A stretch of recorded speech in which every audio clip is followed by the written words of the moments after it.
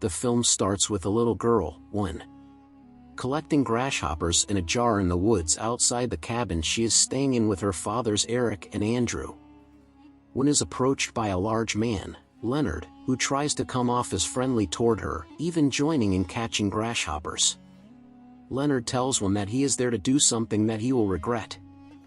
3 other people, Sabrina, Adrian, and Redmond, emerge from the woods armed with large sharp weapons, prompting to run back toward the cabin. Goes to warn Eric and Andrew about the strangers outside. Leonard knocks on the door and tells Eric and Andrew that they are there for a task and need to speak to them directly. The guys begin to grow nervous, and the family begins locking the doors and windows. The group then begins to break into the house through the windows. Eric gets into an altercation with Sabrina, where he falls and loses consciousness. Andrew fights and beats Redmond hard. The 4 end up subduing the family, but Sabrina tends to Eric's wound. A quick flashback shows Eric and Andrew meeting Andrew's parents, who, unlike Eric's mother, are uncomfortable with their son's sexuality. While Andrew is dissatisfied that they only stayed for 45 minutes, after a 7-hour travel, Eric assures him that they will always be together. The gang turns on cartoons to console while Eric and Andrew are restrained. Sabrina tries to treat Rick, who has suffered a concussion and complains of being sensitive to light and having poor eyesight. The gang introduces themselves and describes its backgrounds after everything is in order. While Redmond works in sanitation, Adrian is a line cook, Sabrina is a nurse, and Leonard coaches young basketball players. In order to preserve humanity's survival, the family has been chosen to make a sacrifice, according to Leonard, who reveals why he and the group are here. The 4 of them have been experiencing visions of impending doom. If the family doesn't make a decision, the dire circumstances will actually occur. They are also informed that they cannot kill themselves in order to keep their loved ones alive. Andrew and Eric are clear that they don't want to make a compromise for anybody. After then, the organization claims that mankind is being assessed.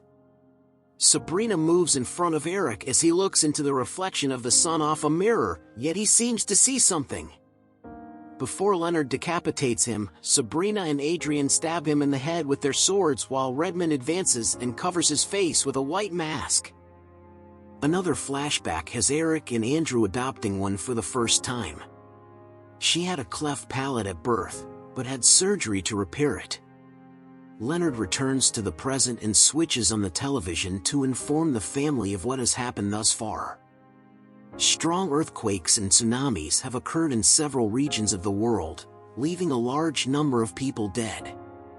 Redmond is the man who previously attacked Andrew at a pub, and Andrew feels that they are being targeted because they are a homosexual couple. However, the gang swears that they are not there for that purpose. Makes an effort to flee through the basement, but Leonard finds her and drags her inside. Adrian prepares breakfast the next morning. Adrian walks up to present her case as the family is forced to make another decision. She informs them that she has a kid named Charlie, and that she has witnessed his death several times and has been hearing his screams non-stop in her visions. She begs the boys to take it into consideration while making their choice, but Andrew continues to say no. Adrian is beaten and beheaded by Leonard and Sabrina. When the news came on, it was being reported that a fatal illness that affects youngsters was spreading. Andrew gets more cause to believe the organization is lying to them when he realizes the report was pre-recorded and that he has been reading about the virus for months. Eric is given hope by Andrew that he might be able to escape since his hands are beginning to come away from their restraints. Eric tells one to do something when she is told to after she snuck him a knife. Leonard and Sabrina try to talk sense into Eric and Andrew once again, but Eric has one act out in order to divert their attention. This gives Eric the opportunity to escape, and it gives Andrew the chance to go to the car where he tries to fetch his pistol. Despite Sabrina hurting his leg, he jumps inside the car and throws mud in her face. She tries to break in and gently stabs him in the side as he loads the pistol, but he shoots his gun and compels Sabrina to put her weapon down.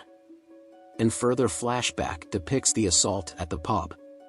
Met a man who has a resemblance to Redmond, which prompted him to take self-defense classes and purchase a firearm. Andrew threatens Leonard after returning to the cabin, but is horrified when Sabrina enters and he has to shoot her. Leonard beheads her when she passes away. In addition, Andrew removes Redmond's wallet from his body and affirms that Rory O'Bannon was the one who attacked Redmond. With the purpose of seizing the automobile the party arrived in and using it to travel home after slashing the family's car's tires, Andrew commands Leonard to enter the restroom under threat of being shot. The boys believe Leonard is trying to flee to the car to abandon them there when he destroys the bathroom window a short while later. Despite getting injured in the arm, Leonard continues to assault Andrew despite Andrew opening the bathroom and firing into the shower. After a brief fight, Leonard manages to take Andrew's gun away and orders the boys to restart the TV.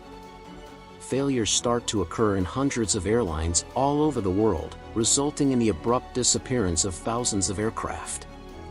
Leonard uses the same phrases as the news anchor, giving Andrew the impression that everything was scripted. Eric and Andrew are taken outside by Leonard, who informs them that they have one final opportunity to stop further catastrophes. Wynn is instructed by Eric to hide in a treehouse until help arrives. Leonard tells them they just have a short time to stop it before it's too late and cuts his neck when it becomes evident that they still aren't making a decision.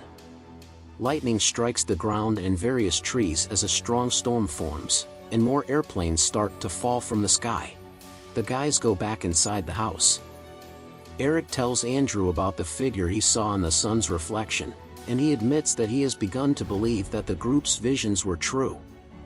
He noticed that they each represented aspects of humanity. Redmond was malice, Adrian was nourishment, Sabrina was health, and Leonard was guidance.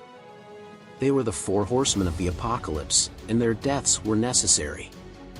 When Eric seems ready to be the one to make the sacrifice, Andrew argues with him, saying humanity is not worth saving because they hate and reject people like him and Eric.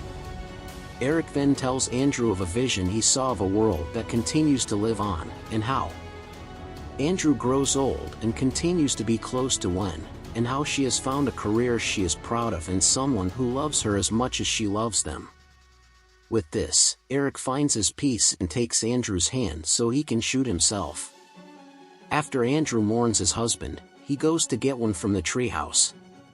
The two walk until they find the truck that Leonard's group came in. In the back seat, Andrew finds items proving that the group, barring Redmond, really were who they said they were. Leonard really was a beloved coach, Sabrina was a nurse, and he also finds a picture of Adrian with Charlie. Andrew drives with one to a diner, where people are gathered to see the news of the disasters winding down. Planes have landed safely and the death toll from the virus has slowed down. Andrew and Wen later leave together toward an uncertain future.